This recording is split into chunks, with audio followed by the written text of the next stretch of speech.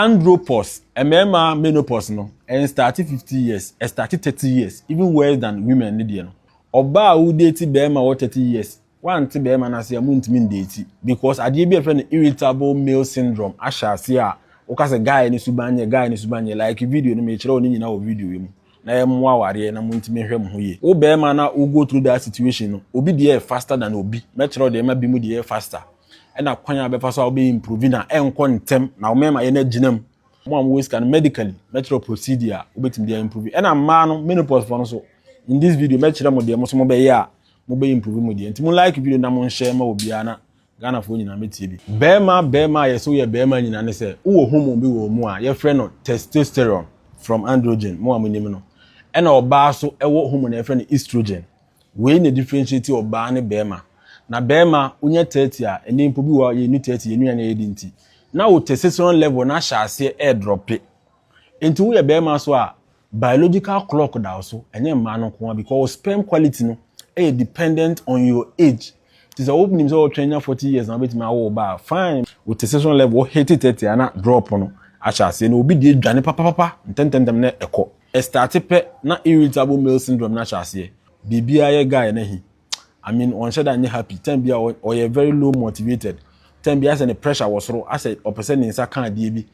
Or your ban or be power won't mean young mere market. Or for back on our case why busy. And here no one throw beam or more money. I no. So I didn't know who I a guy in the suban guy in the subano. Meaning I irritable male syndrome. Which me question the alpha home. And no ma bear man or hate it here.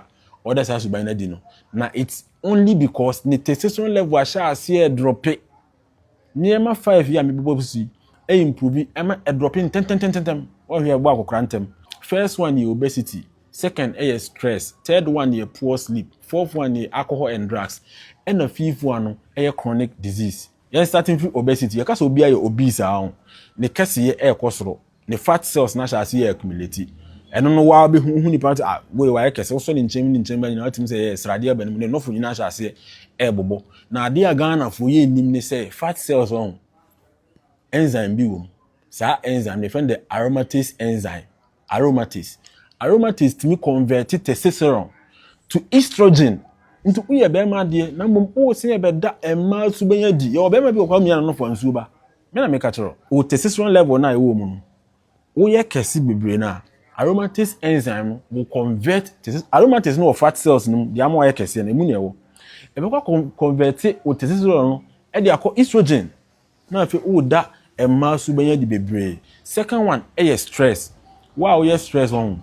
I mean I'm sorry for whatever reason now yes stress say yeah juma say yeah akwantu say yeah worry hwe hu yi as bema because ade e control stress e we nipa duam your friend cortisol sa hormone ma kan kire oda onim sa hormone cortisol no ye na ye establishing na say ono ne handle your stress ena ye mema ye so testosterone ena handle ye mema ye sa ankrofo mi ni we nyina afri agya ba akọ papa ba akọ na wo mo nti biologically omo ye rivals omo prepare de be ade enti wa stress do so wo so no we be produce more cortisol. In other words ade ba akọ ya ma nso cap ma na modi be yeti no nti so wo hwie mu 70% de koye cortisol a de aka na 30 en na wo de ba be testosterone sa papa na oye mo agya no mo grandfather no na cholesterol so what cholesterol a on na grandfather na be wo papa no your friend pregnenolone ho nipa ndin ho komo kese minim de enti a won na ye agya no enti se wo issue your stress bebre ye kan wo mpenafo mienu oyere baako o ma miensa wo han dan ye mo wakatua na ye 2000 a wo de be so bi sa fie issue no kwa ma wa be de ka ena de ne stress no so ye ma na 2000 a otimi nya bi save edibi de o save ne e to bank no ena ye testosterone no nti nsuo na ye ma mtam onye ti no stress was nti hwie more of the nsuo de cortisol ena de kitua bi ekoye testosterone na ne ehu ni say cortisol na asen abasoro no na wasen ekoye negative feedback wa adwene mu ono na we stress hormone na ono nti ye ntima produce more testosterone no kitwa na yesen produce 30% no na ko hypothalamus wa adwene mu akoba bi friend GnRH ma this ankomo ne da gonadotropin releasing hormone wa ka kire no so aka kire wo pituitary gland no nti LH luteinizing hormone kese ntimi produce na akoka kire testis no ama wa produce testosterone So stress is very bad. Yeah, we need a poor sleep. So that in a deep sleep, and 70% of testosterone are produced. So imagine you not getting deep sleep. 70% of testosterone what done our good sleep no and a produce. It is one to me and just sleep no so drastically bones need too much. Or remember here cough muntem. Or you can testify. Walk you can testify. Weak erection, you can testify. Because you are not getting good sleep. Yeah, you good sleep. I am drugs na alcohol. Alcohol ne drugs. Drugs be account high. Ni na be count. Emfo ni nyina bi ka ho mepa acho wo sha ase drugs a ye hwa no testis num cells a omoboa produce testosterone ya kan kire hwa no so produce testosterone e obi na ye obi na wo factory ha o ye adwuma no ye from the Leydig cells sa Leydig cells we so wo kono mo nsa ye wo niema e live life rough na wapai mapai na wo destroy sa cells na order no background na obi anu ho be produce there are no workers in the factory. Although your car had the raw materials number, there's no worker in the factory to go put the machine on. That's the Leydig cell.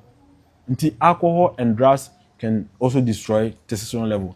And the last one I'll talk about is a chronic disease. You cause a chronic disease, a bit of diabetes. When you diabetes, or insulin was cells no, be resistant to insulin. Not to only insulin, no, but to other hormones. For which hormones here can you do home account. Tians with my mama ye aba from drastically. Me patron niema we ya me twan for nyina a kire we. Wo betima improve na. Ya fa exercise kan wabra bon wate. You can be lifting weight ni ne kese. Wo gym and se testosterone level e wo soro. Wo betima wo gym na mo ye stressed. Wo produce ya to consume everything overnight. Nti tie me yi. Nti ye exercise kakra na wanya good sleep. Na wo di aduane healthy fat to say avocado, pear, fat na wo me healthy. The aduane are healthy, whole food.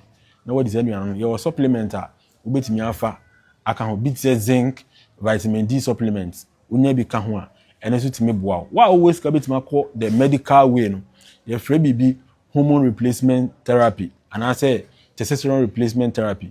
And also ubetimi akọ yebi. Me nimba bi organ ha de na mom. You can make inquiry and find out. E ma na mo ye ne so many person. Also timi hormone replacement therapy bi.